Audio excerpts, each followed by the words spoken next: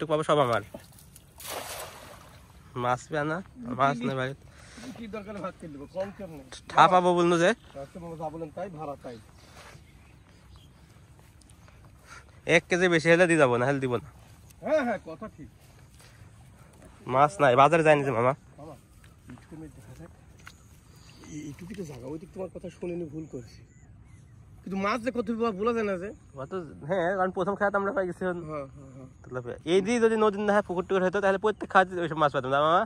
কিন্তু নদীতে ও সারা জীবন সাধনা করে একদিন পা গেল। হারান মামুর পুকুরে লড়লো, জাল থাকে না সব পুকুরে, মাছ এই স্রোতের দিক তাকায়, ওই লোকের দিকে স্রোতের দিক তাকালে মাথা ঘুরে যায়। তাই তাহলে টাকা নিয়ে দরকার নেই ভাই। তাহলে ওই উপরে থাক, তোরা নিচে থাক মামা। এই মেয়েতে আমি ইনশাল্লাহ আমি পাবো, এর মেয়েতে মাছ ইনশাল্লাহ। কিন্তু এত সময় তো নাই, ঘাস কাটতে হয়েছে মামা। আরে ঘাস সারাদিন পড়ে আছে। কি রে, পাতলা মারবো? পাতলা মারি, কতি হবি